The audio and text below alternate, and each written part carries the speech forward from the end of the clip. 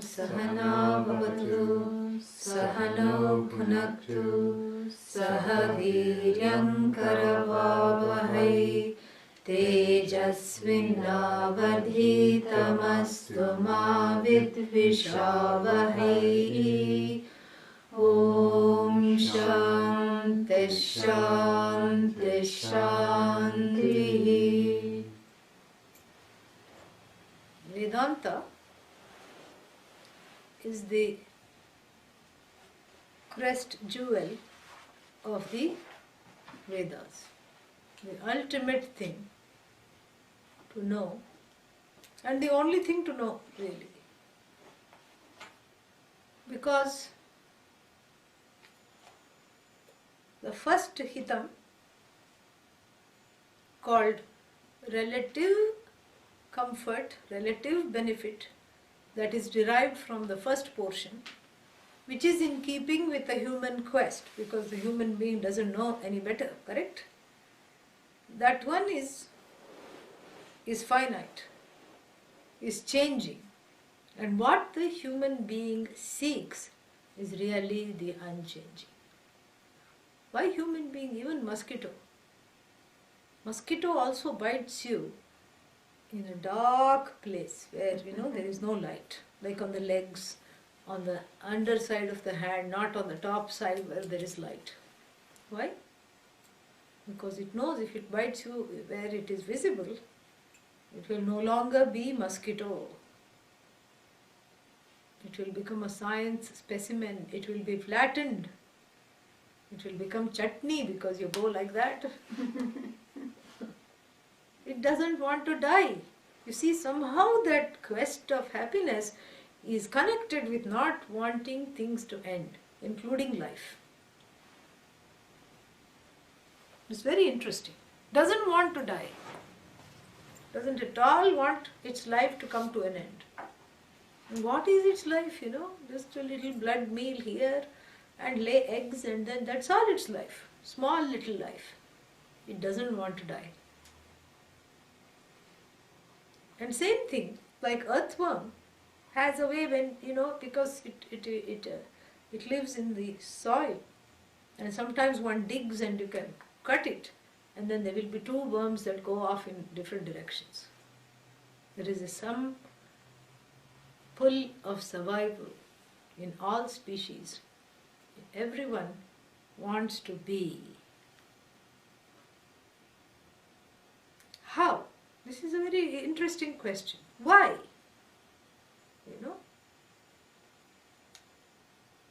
Why is it that you don't want to die?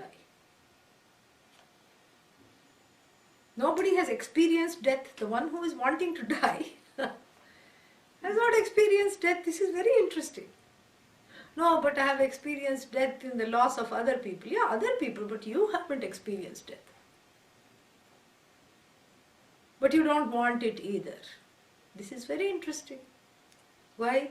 Because death is seen as the end. And what I want is for nothing to end. How do you know that you don't want anything to end? Very, very fascinating. On the level of this discussion, very fascinating. Somewhere there is a memory that this non-ending I is what I want. But what I am confronted is with the finite wherever I turn. I am confronted with the finite. What I want is the infinite. And what is the first letter of the word infinite? I. That's really what it is. It's fascinating. And this is what I want. Again, somebody has raised the hand. If you are just checking it out, it's okay. I will turn this off because otherwise it will... Yeah, there we go. So, what I want is the infinite. When I seek the infinite, in finite places. This is the fundamental problem. In fact, it's a mental problem. Forget the funda in front of it. A mental problem. Because what will you say to someone who's, wanting something which is not there, looking for something in a place where it is not? Call the person mad. And this is the garden variety psychosis, which the last chapter, of the Veda discusses at great length. This is the psychosis, this is the whole madness that I am looking for something that I cannot seem to have, that is not there. And so what becomes the individual response? The individual response becomes one of control. Everyone becomes a control king, a control queen. You see it also in the animal kingdom. Dog. You just take the dog.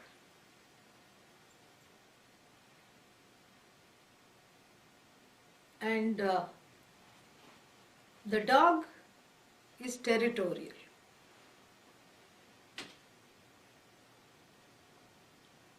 Who decides what is its territory? It itself decides. And it has to settle accounts with other dogs in the neighborhood. One dog comes out as the alpha dog.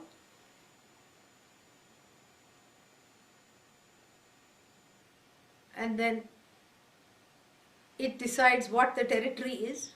Sometimes it's the backyard or the front yard of a house, the compound of the house. Sometimes it's the whole neighborhood. You start taking a walk and the dog starts to bark. As soon as you enter the street, it starts to bark. It's protecting the whole neighborhood. Control. Cat, control. This is my territory. Big cat, lions, tiger, they don't even need to control. They just have to look, everything runs away. Because they are so ferocious. And it is most highly developed, this control, in who? In all the people. Because the feeling is that if I can control my environment, yesterday we talked of the three places. What are they? Jiva, Jagat and Ishvara. Jiva, the individual.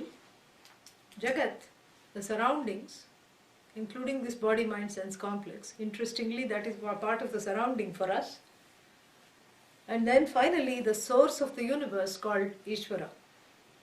If I can control the Jagat, the feeling is this, then I am called successful. I can manipulate the Jagat. I can manipulate the 5 elements. I can manipulate other people. Very lot of fun to do that.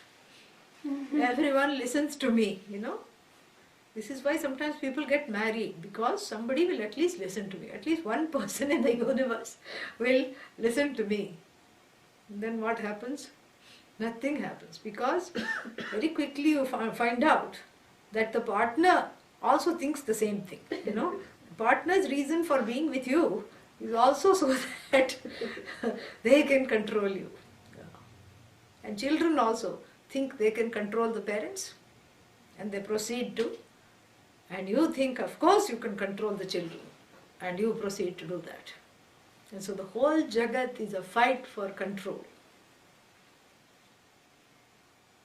And so when I say the word Karta, Karta means controller. Control freak. Karta, another synonym for Karta, is the control freak. Because think about it, all the actions are coming from a place of insecurity, correct? Because the secure person need not even act This is what the Vedanta tells us.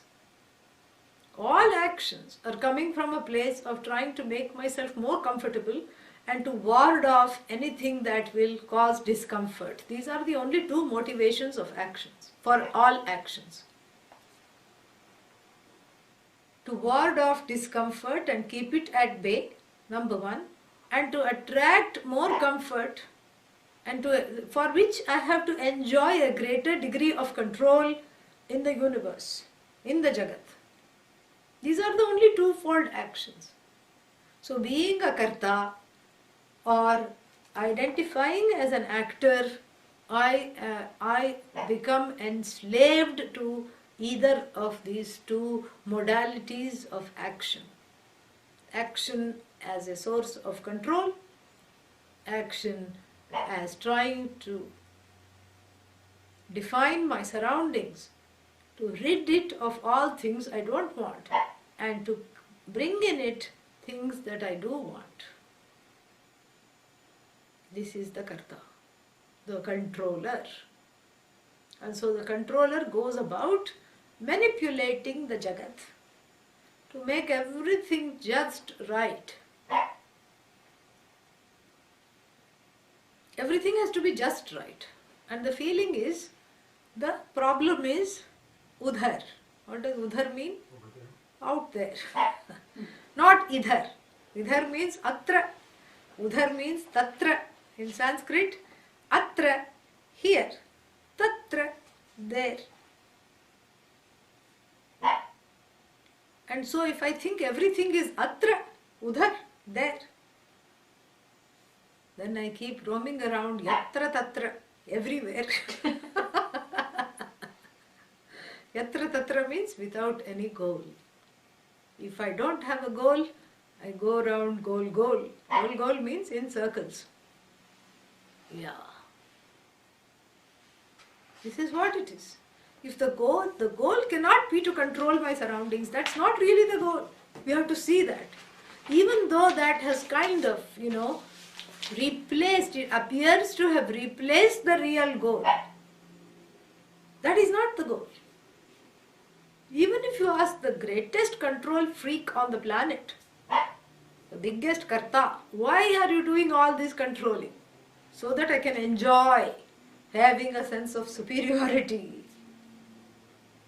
So that I can enjoy having a command, having power, having a status, having money, having security. So really speaking, all that control is for seeking that which we call the infinite.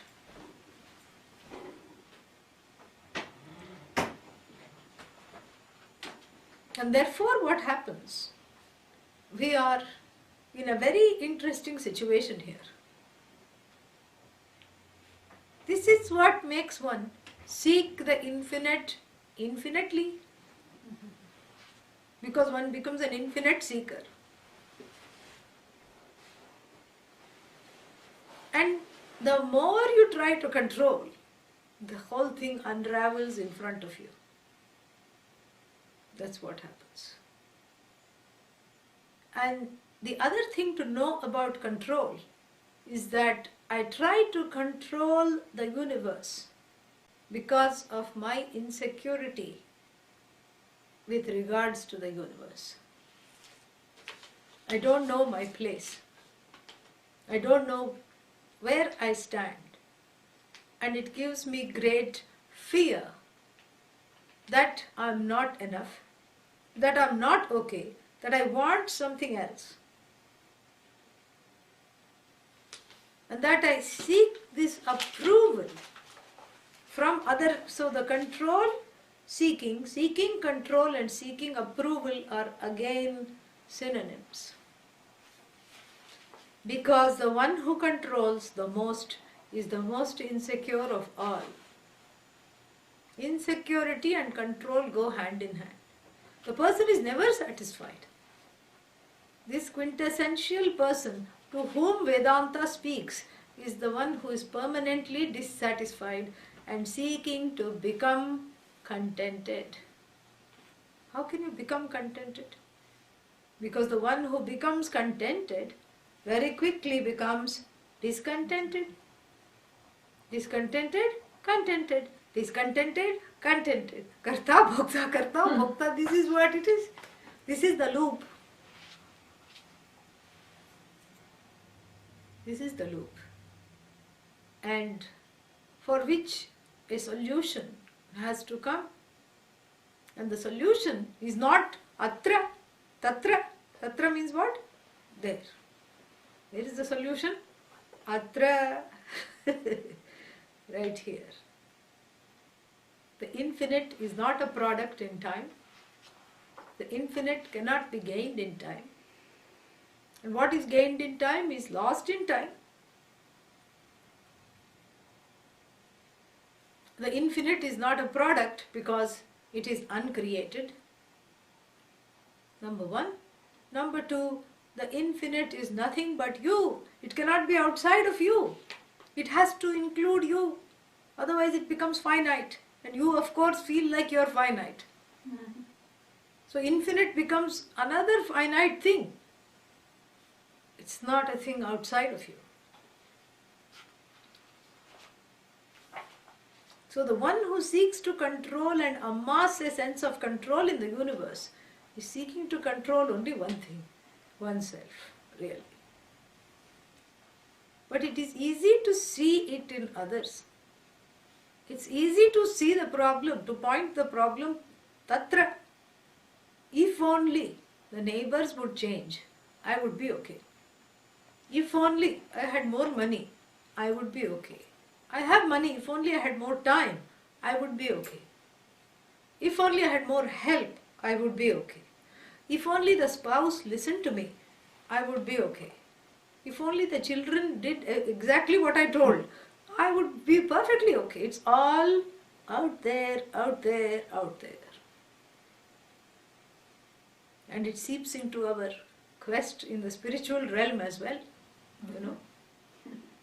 If only we were studying some other Upanishad, I would be okay. Why Kaivalya? You know, why not some other Upanishad? I really wanted to study Taittiriya.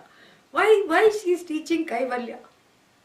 If only some other Upanishad were taught, I would be okay. You know, if only some other teacher were teaching it, I would be okay. If only it was taught in some other way, I would be okay. I am in Italy and this is being taught at a funny time. If it only was taught in Italian time, I would be okay. Even in the spiritual realm, this control spills over. Very fascinating. All because of a sense of insecurity centered on the self. The mind is not insecure, the mind is inert. It has to be blessed by your presence in order to activate and fall into various thoughts. Mind is inert. Mind is inert. Mind doesn't have a complex. Body doesn't have a complex. Body doesn't say, I am too fat. Yeah. In fact, it will pile on the calories. Yeah. Mind doesn't say, I am restless. Senses again don't say we are senselessly seeking. The senses don't say that. Who says that? You. Who is this I? Ahankara. The one who is hearing this lecture. That's what I mean. The I notion that says this body is mine. I am the master of this body, mind, sense complex. Nay, I am the owner of this body, mind, sense complex. The one who is listening to this talk says, I am not okay. I want hitam. I want absolute hitam. How? By following relative means. How is that possible? I want to be free. Of what? Of seeking, of this sense of control. This is what I want. And as I said, the Veda and Vedanta both are a unique gift for humankind. And therefore what? They are not applicable for animals. They are not applicable to animals because animals, even though they may have a general sense of control, it is limited to their territory and food and survival. A human being, it's not enough to survive. I want that which is called happiness, which is called a sense of security centered on the self, that is what I seek. I want a sense of success, achievement, accomplishment that is unending. I want to lose this self-discontentment, which is nothing other than self-disapproval. I want to let go of that. This is a uniquely human problem that I do not like myself. Dog doesn't say that. The owner of the dog will say, this is a, pedigreed dog. Here, look at the certificate. The dog doesn't care either about degree or pedigree. It has no qualms. It is fine. It's fine being a mongrel. It's fine being a mutt. It doesn't have a complex. I'm just a mongrel. I'm of mixed parentage. I'm neither here nor there. I don't have a sense of belonging. Should I behave like the mother's side or should I behave like the father's side? I'm all mixed up. I don't know where I belong. And neither does the dog feel I'm adopted. I was fostered out, when I was 8 weeks old. I was taken away from the mother and given to these people, and these people don't know how to take care of me. Doesn't have a complex centered on the I. Does not.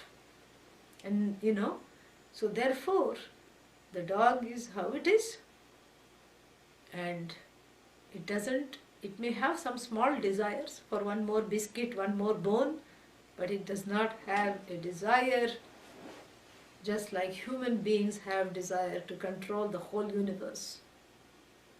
Doesn't have that.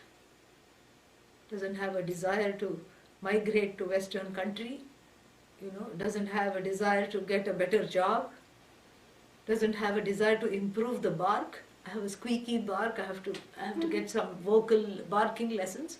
It doesn't go for any kind of, voice therapy.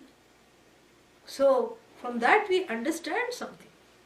Neither does the cat. Cat doesn't say, I'm not popular, I have to become more popular.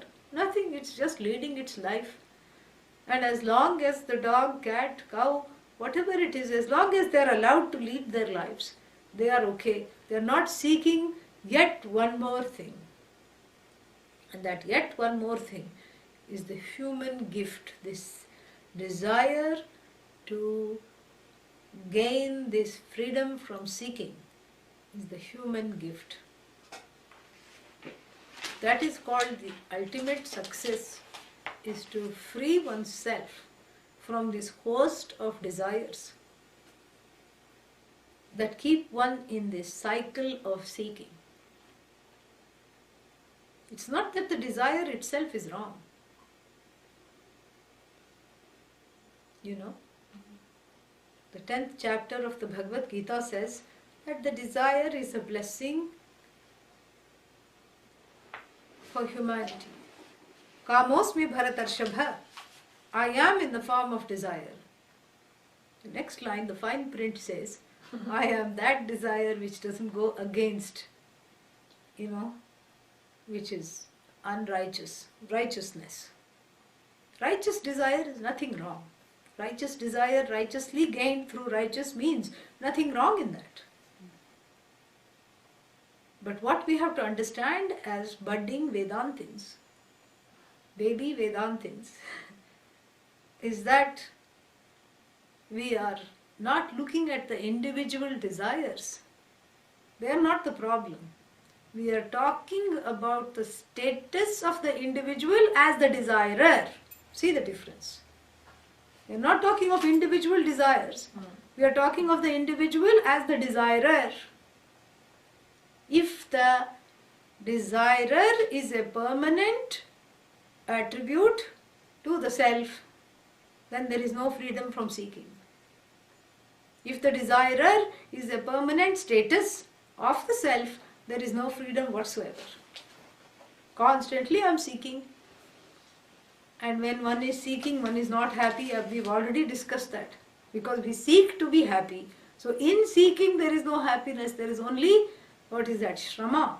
Shrama means what? Exhaustion. Yeah. Shram, to get tired. And too much shrama, of course, leads one to seek an ashrama.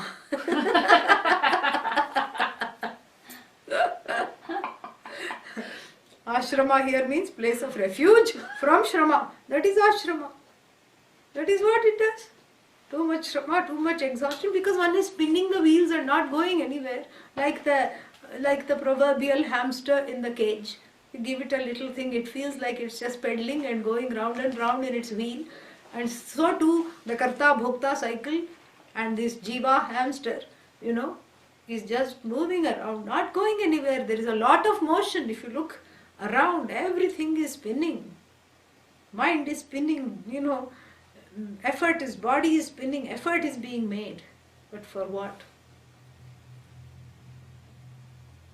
Oh, to collect, maybe if I collect a lot of finite, it will become infinite. I have already told you, finite plus finite is what? Doubly finite. Yeah. And that's a fine thing to know. And so therefore, the quest here, there's something wrong with the quest, because the problem with the quest is not the seeking itself, not the desire itself, but the status of oneself, the identification of oneself as a permanently desiring person. That is the problem. And why does that mistake happen? Because I feel I am not enough. And because of this insecurity, one becomes a desiring person. One identifies as the desirer. And when you identify as the desirer, it becomes it becomes like pushing water, treading water. Because you can never satisfy that which is insatiable. And if one identifies as a desiring person, one is by definition insatiable. Desirer becomes insatiable because one desire, what happens? You fulfill. And since you are permanently a desirer, another one comes, another one comes, another one comes. Animals don't have this problem. They don't want to die, they want to survive, they have fear, all this is there. This is a uniquely human problem that I do not approve of myself. And therefore, I want to fix things up. And by fixing things up, I feel like I can get a modicum of balance and sanity in my life.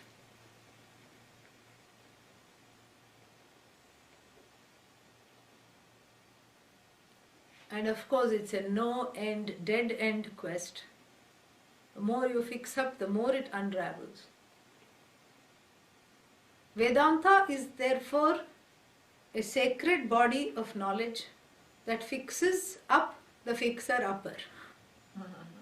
That is what is the definition of Vedanta. That which fixes up the fixer-upper. The one who is trying to fix up everything. Fix up the house. Sometimes people are like that. They always have some DIY project. What is DIY? Do it yourself project. Always, I know this family, they said, oh, we are buying a new house. Swamini ji, please come and bless the house. I said, okay. Not now, because we are still fixing it up. Next year, they said the same thing. Not now, we are still fixing it up. Not now, we are still fixing it up. 8 years. Yeah. Always something, knocking down something, hammering something, painting something, and then that paint was not okay, stripping something, and then stripping that paint, buying a paint stripper and stripping it. And then the outside is okay, inside is not okay. Inside, then the whole, all the interior decoration was gutted and redone. And then the outside was, again, the siding was not okay, that was redone. 8 years. Then I said, okay, so you worked on this house really hard for 8 years. Now you must be happy. No, actually we are thinking of selling it. No. Yeah. This is the human condition. Always trying to fix up. And that is an allegory, a metaphor for life. is that because I feel insecure, I'm constantly fixing up something. And that which fixes up this fixer-upper by showing that there is nothing to fix is Vedanta. Because if you are constantly fixing things, fixing up things, you are in a terrible fix. It's a terrible fix to be always fixing things up. And the ultimate fix is Vedanta. Really.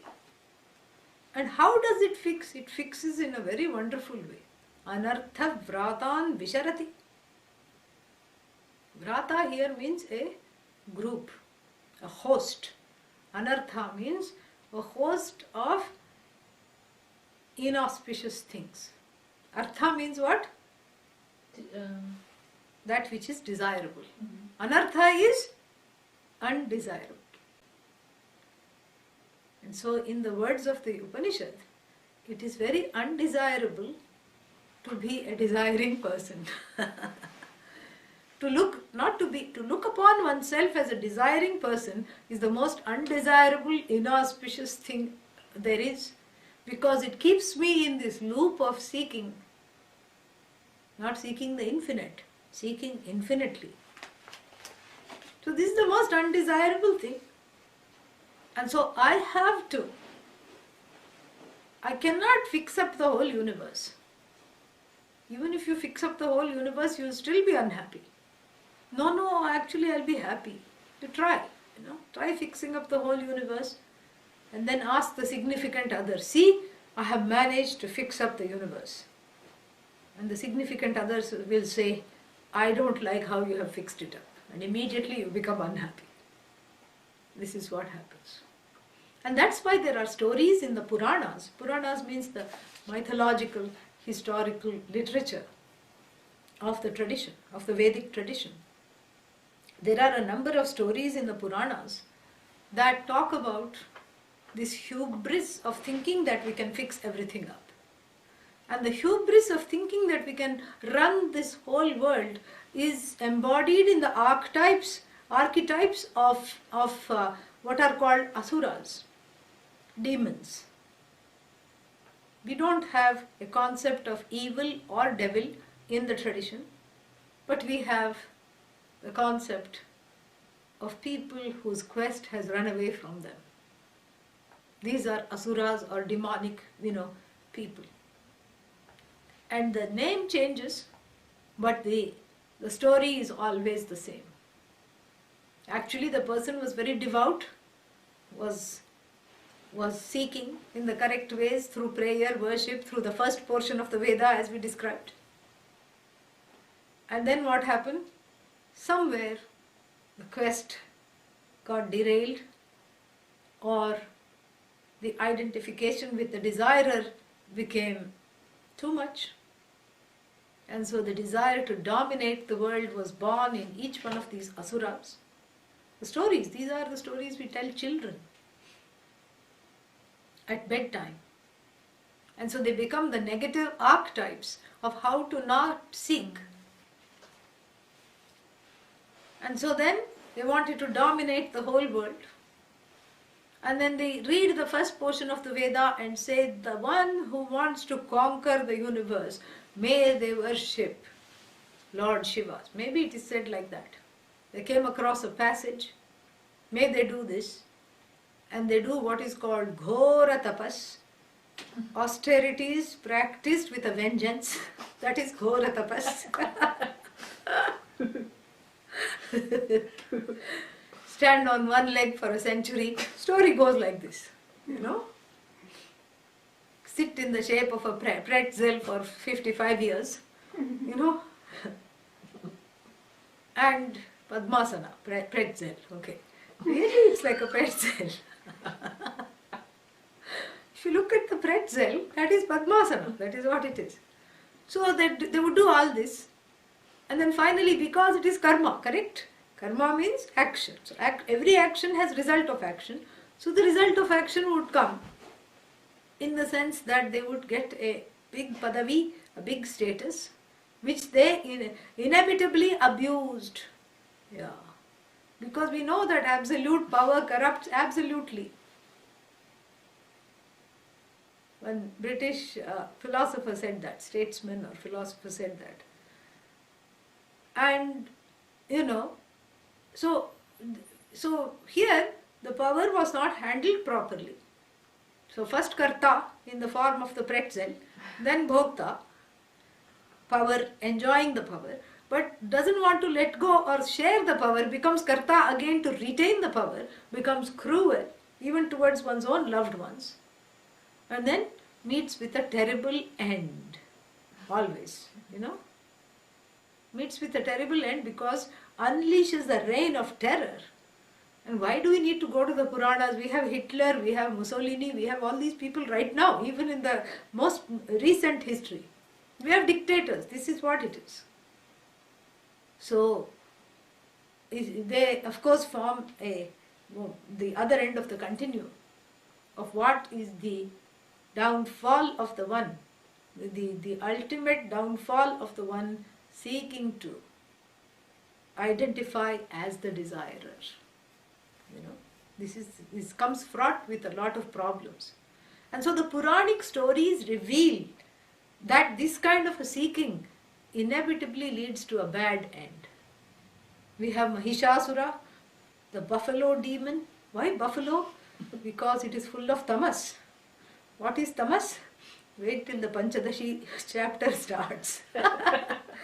Tamas briefly is a certain kind of ignorance, inertia, and all those qualities which makes one not feel like getting out of bed in the morning. That is tamas. But one does overcome that and get out of bed. But if one were to give in to tamas, that all those feelings which bring one down, so the buffalo represents that. It's metaphorically that animal is the mascot of tamas. That is why Shiva sits on the bull, buffalo, all these things. That's why Lord Shiva, the Nandi, the bull is watching, is in front of Lord Shiva surrendered. So when one surrenders the tamas, then enlightenment, moksha takes place. That is why the Nandi is there. It is also worshipped because I worship the tamas that I have let go of. I worship the act of surrendering the tamas. So bull, buffalo, all these are not very quick moving animals. They are slow. They like to live in mud and sludgy places. This is why they become the metaphor of tamas. So Mahishasura, the buffalo demon, has this reign of terror. And the goddess Chamundi, Chamundi means the one who makes off with the head. Yeah. Head stands for ego. So this buffalo demon, she took this avatara, the goddess, took this avatara, the story goes. And one nice thing about that movie called Avatar is that I don't have to translate the word avatara anymore. Yeah. So she takes on this incarnation of a beautiful damsel. And what does Mahishasura want to do? Marry her immediately. Yeah. And then so she leads him to a place and then cuts off, decapitates him. Yeah. Decapitates, even though it looks gory, we have to understand it as the loss of the ego. Yeah, because the ego is all in the head. That's why one has a heady feeling. I am the master of all, I am the monarch of all I survey. My right there is none to disprove. From center all round to the sea. There is a poem like this. I am lord of foul and brute. This is what it is. It's brute force, really. And so the buffalo demon meets a gory end, an inglorious end. And these are to teach the lay people. These are to teach the people that might not have the, wherewithal to, do this, the kind of a thinking and emotional maturity that is required to say, something is wrong in the way that I have been seeking. Something is not quite right. So even for those people, the Veda finds a way to bring them into the embrace of Vedanta. That this is not the right way to go about. Because as long as you identify as a desiring person, then it is your downfall. Because you keep repeating the same mistake again and again. In this life you are karta bhokta, and everything that you have done translates into punya and papa, the two concepts, the good karma and bad karma. For, in order to exhaust that, you have to come back again in this or other fields of experience. And then in the process of exhausting other karma, if you have a human or human-like life with free will, you pick up more karma. And as a result, it becomes kala chakra, karma chakra, it becomes a cycle. In this cycle you are karta bhokta, and life after life you are karta bhokta. This is the inglorious end. Mrityu pasha means the shackles of this repeated deaths. This is the repeated death. The repeated death is identifying as a desirer is the repeated death. And all these demons in the folklores tell us this. Hiranyakashipu, Mahishasura, all these Raktasura. Raktasura stands for desires. His name was Raktasura because he had a boon from some devata that even if one drop of blood was spilled on the ground, if anybody tried to attempt to kill him, he would immediately be cloned into as many drops of blood as fell on the ground. So you see, it's a dangerous thing. And so desire is like that. As soon as you indulge one, then millions other crop up. And so therefore the reason to graduate from the first portion to the last portion of the Veda. It is highly recommended. In fact, there is no choice. It is highly necessary. What choice is there? Should I follow the first portion or should I follow the last portion? Is like asking, Swamini ji, should I breathe or should I not breathe? No? Should I breathe? Yeah, I think it's a good idea. Sometimes you can breathe. Sometimes you need not breathe. Is that a possibility? No. It's a choiceless choice. And if the quicker you know this, the quicker is the elimination of this identification as the desirer. And so, that is the subject matter of Vedanta. Sarve Vedantaha. All the, and it's plural because there are many Upanishads. Sarve Vedantaha. Prahinoti. Prahinoti means remove.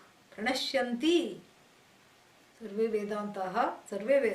Vedantaha yat anarthavratam prahinoti. This group of disasters leading from identification as a discontented person, and in order to fix up the discontentment I identify as a desiring person, and as a result of the desire I identify as a doing person, as the doer. And the doer immediately becomes experiencer, and the experiencer has to do again because everything that is gained in time is lost in time. So this infinite cycle of reproducing the finite, this is samsara. Another definition of samsara, the infinite cycle of constantly, infinitely reproducing the finite. Kya kare? So this is why one has to graduate to the last portion of the Veda, whose purport is ekatva pratipatti. Ekatva pratipattaya, through the communication, pratipatti, understanding, through the comprehension, through the communication, through the teaching of what? Ekatvam, the oneness. Ekatva pratipatya, through this communication of oneness, what does it do? It removes the desiring individual. And the desiring individual is not a real entity. Why? The abhicharat, because there is a changing thing, because that which is real cannot change, cannot be negated either. But the desiring person keeps changing. How? In sleep, do you identify as a desirer? No. But are you there in sleep? Yes. Don't say, let me sleep now and then I'll tell you later. You are there in sleep. How? Because afterwards you tell me I slept so well, I don't remember anything. I don't know anything. You are there very much in sleep. But are you a desirer in sleep? No. No, I am a desire. I desire not to be woken up. That is not the same thing. In sleep, the desiring person collapses, subsides into this self, which is not a desiring person. In sleep, the controlling person subsides and gets a respite from controlling. And whether the controlling person gets a respite or not, other people want the controlling person to sleep so that they can have a respite from this person. That's for sure. So therefore, and in moments of sudden happiness, there is no control. In fact, one lets go when one is happy. So this itself shows that there is a problem in identifying oneself as a desiring person, as a wanting person. And if that itself is fraught with certain risk, meaning it's not always true, it's risky to identify always as a desiring person, then what causes the desire, the discontentment which is imbued to the self, is also something that we need to look at very carefully. What is this discontentment? Is it intrinsic to the self? Because that which is intrinsic, like even what happened to our pot.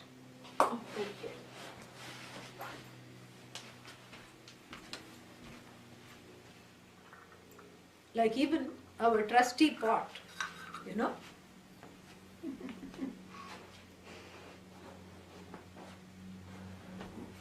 is the clay, intrinsic to the pot? Is clay an intrinsic attribute of the pot? No. Arey Baba, without clay can pot exist? Let me put it that way. Oh, yes. No. So, from the standpoint of the pot, clay is part and parcel of the pot. Without clay there is no pot. But from the standpoint of the clay, you cannot say pot is intrinsic to clay. Because the clay can appear as a lump, as a lid, as a cup, as a jug, as a figurine. In fact, the whole clay world, in fact, the whole clay world. See that? So here's the jug. I don't know if you can see that. There is the jug. That the one on this finger is the jug. Here is the cup. Here is the jug. Let's see what else we have. A slightly smaller jug. Actually, I should put this on the little finger. There we go. This one has 2 ears.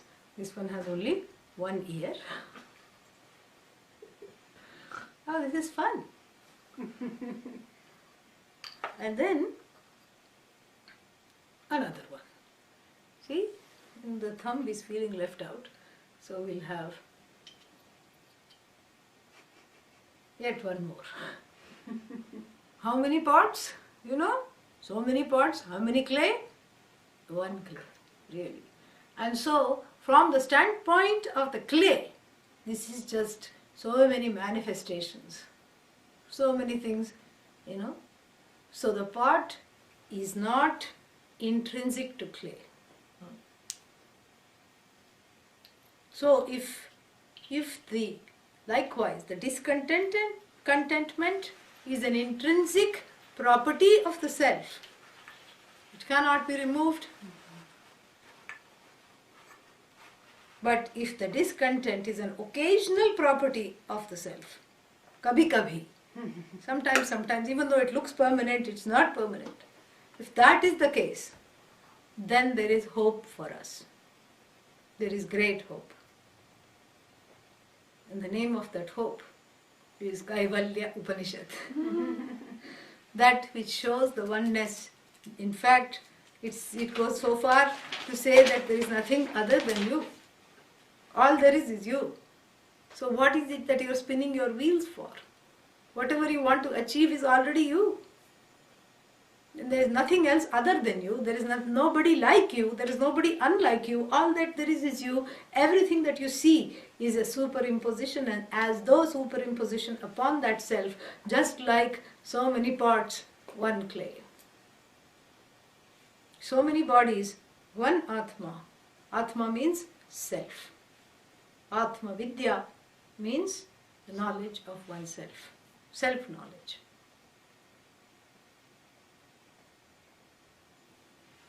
So this is Atma Vidya. Atma Vidya means knowing oneself. So you see, from the Karta Bhokta cycle, what do? You shift to becoming the knower. Yeah. Not knower of discrete things other than you. Knower of objects, no. Knower of the subject. That is what is a student of Atma Vidya, the knower of the subject, I. This I, that is the cause of a lot of grief, a lot of tension, a lot of fear. This I that is constantly misunderstood by all. And that is what is called self-ignorance. Self-ignorance has two parts. One is, I don't know myself. And this is what is the case with all animals. They don't know themselves. We talked about this earlier. But they don't have a complex centered on themselves as a result of that ignorance. There is no complex centered. They don't say, I'm a bad dog. Dog doesn't say, I'm actually God, but my spelling is upside down. I'm God spelled badly. No? Doesn't have a complex. And that complex is the one that causes problems. If you don't know who you are, it should not cause grief. But if it causes grief and tension, it clearly means that there is scope in the human life to take oneself to be what one is not. This is what is called in Sanskrit anyatha grahanam. The taking oneself to be what one is not, which is a costly mistake as a result of ignorance. Ignorance is called agrahanam, not grasping the truth of myself. That cannot cause problems. So many things you don't know, they don't cause problems. Rope you don't know. An unknown rope cannot cause problems. Can it cause problems? No, because you don't know it's rope. But when you mistake the rope for what? Snake, then it causes problem. So if somebody comes running and says, snake bit, where? Show me the snake, within quotes. And then they go outside and show you a rope with 3 bends. And they are very agitated, very upset. I have only 5 minutes to live. I feel the toxin running through my body. Oh my God, snake bite. You know. And it's not enough to tell them it's not a snake. What do you have to say? It is rope. And the sages knew this very well. And this superimposition of the snake upon the rope is therefore called aropa. They knew that later on in the English language, the rishis, the sages knew that the word rope would be used. So superimposition is called aropa. And aropa causes problems.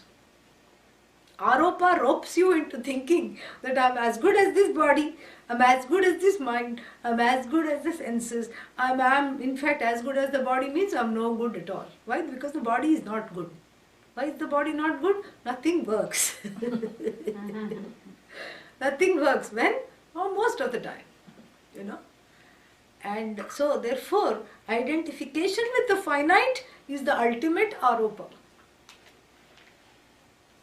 And this identification is this misidentification coming out of not knowing the truth of myself, and for this we need the Upanishad,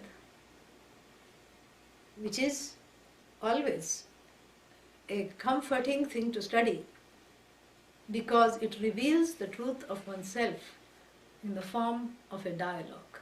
Always there is a dialogue. Sometimes the teachers are known, sometimes the teachers are not mentioned, students' names are not mentioned, but it's always a special kind of a dialogue where intense listening is taking place. This is what is called the Upanishad. Shad, to remove without a trace, and to repatriate the self back, to hand the self back to the self, is the meaning of the word Shad. Upani are affixes, prefixes. Upa means that which is the closest to you, which is nothing other than you. And Ni, definitely this knowledge will take place. So from the doer and the enjoyer, I now become the knower, not of the objects.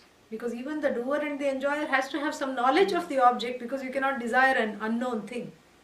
But here, I go from tatra to atra. The problem is where? Idhar. And so where is the solution? Idhar. Problem is atra. The solution is atra. And if I don't know this, I roam around yatra tatra. Yeah. Yatra tatra means helter skelter. This is what has to be understood. And so this Upanishad, will reveal this in so many beautiful verses. And it is a conversation between a sage, Āśvalāyana, and the teacher, who is none other than Prajapati, Lord Brahma ji, who is the Devata of creation. And Āśvalāyana asking for this knowledge. Approaching the teacher for the knowledge. And how that conversation proceeds. And all that we will see on Friday. We will see. Friday. Today's Sunday. Yes, we will see on Friday. So I will stop now because I want to save some time for question answers if anybody has any questions. Om Purnamadah Purnamidam Purnat Purnamudachyate Purnasya Purnamadaya Purnamevavashishyate Om Shanti Shanti Shanti Harihi Om Shri Gurubhyo Namaha Harihi Om. Yeah, questions?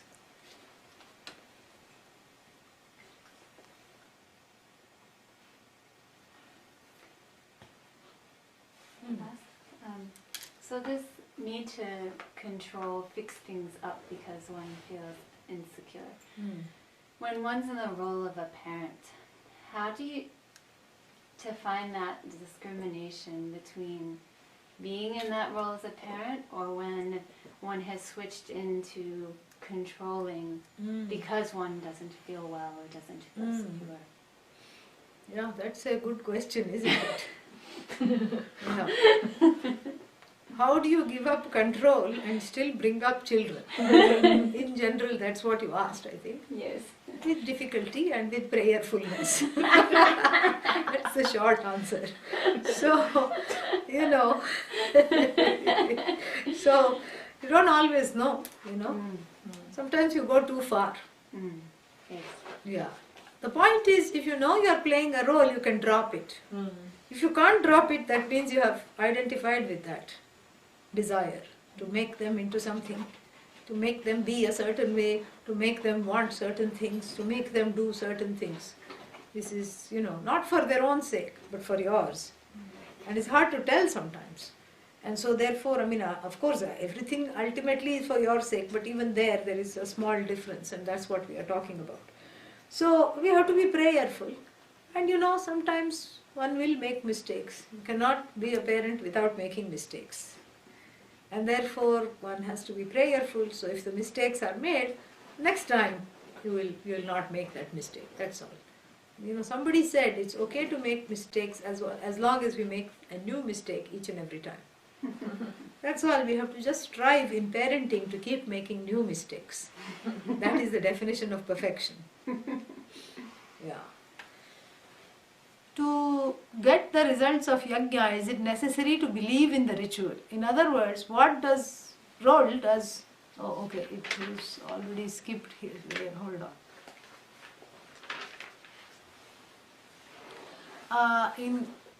In other words, what role does belief play in getting the rituals? Very good question. Shalini wanted to ask the same question. Very good. Somebody else sometimes asks it for you. Okay, now this is even see, it's just a means end thing. Nobody will do a yajna without having, because yajna, I think if you are asking this question, I think you know how much it costs. It's in terms of effort, it costs a lot. In terms of money, some of them cost a lot. In terms of resources, it's a huge thing. Yajna is not just lighting one fire pit and putting things into the pit. That's not what we are talking about. It's a huge orchestration of many different things, and so it's an investment. And without knowing something, you can invest in something without knowing about it. Or you can invest because you know something about it. Like the Indians always like to invest in gold, 24 karat gold. They love jewelry, and the jewelry is not for the sake of jewelry, it's considered an investment. So this is what we see. It is very beautiful, it's very interesting. So it can be an investment like that, but it's really here cause and consequence. Karma and karma phala.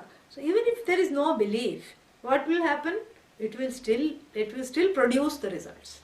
But if there is belief here is not, it's Shraddha here, what we are talking about. Shraddha means it will, I don't understand all of it, but it will give some results. That is the understanding.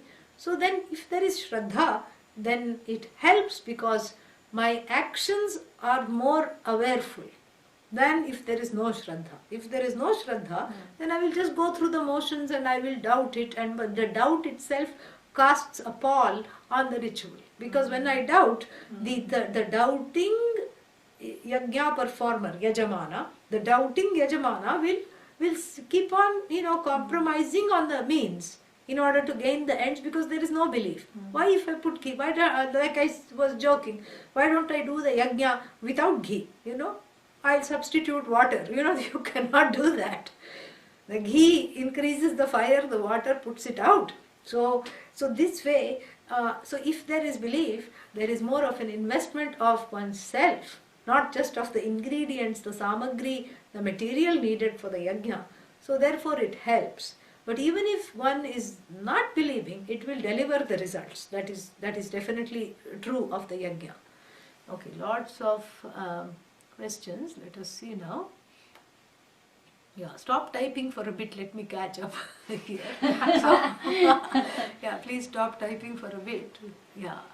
And also another, I didn't know this earlier, but another one small tip for the questioners, I will say, is that keep it very precise, concise, because this chat pod jumps around. Yeah. Hinduism is a recent coinage. True. What did we call Hinduism today? Accepts the Vedas as pramana. If Hinduism can be called a religion,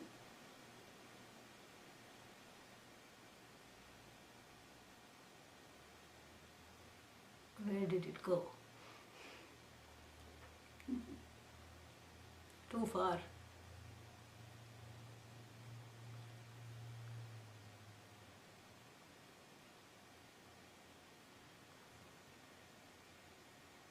If what we call can be called a religion, this religion is harmonious,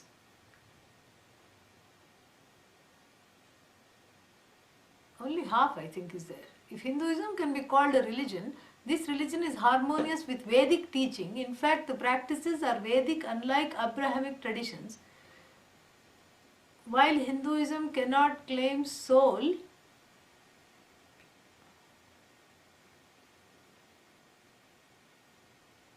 no, don't. I'll get it. Yeah, because again it will jump around. Just let me just scroll up a little bit. I'll get it.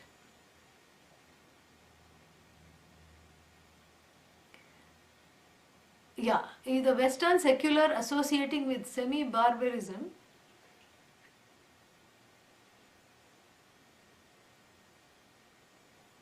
While Hindus cannot claim sole proprietorship, we cannot dissociate the Vedas from Hinduism.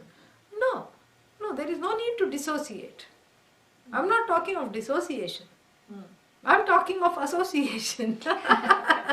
I'm talking about something that is all inclusive. I'm not talking of exclusion. I'm talking about the fact that the Veda is the property of humanity, if it's a property at all. It's something to guide everyone. Yeah. So it's like saying, you have been crowned the king of India. One man was told. And the man said, does that include the village of Raipur also? Yes, it includes the village of Raipur, which is situated in India, no problem. So we are not talking of any kind of dissociation. We are talking of an inclusivity that it is for everybody. Because the Veda predates what we call Hindu and everything, so we should not, even though it is the holy text of the Hindus, it should not be seen as only being pertinent to one group of people who identify as Hindu. Because this is something that transcends religion. That's all I'm saying. Yeah. Transcends what we have in mind as organized religion or the practices, because what we are talking about is the overarching, the philosophy, the truth. It has a truth which is pertinent to everyone. Yeah. What is the borderline when we are dealing with small children? Yes, Shalini's question has been answered. Good. And can someone wear one out even with new mistakes? No, I don't think so. As long as they are really new. As long as one is not pretending that they are new. Is it less beneficial if yajnas are not performed exactly like is said? Yes, definitely. Like I told you, if you substitute water with ghee, it will have the opposite effect. Yeah. No, negative effect may not be there, but it will have less effect. Yeah. Good. Anything else? All right. Gita class is at what time? 4 p.m. 4 o'clock our time. Yeah, some of you may be sleeping if you are from other countries, but if you are not, come and listen. Oh.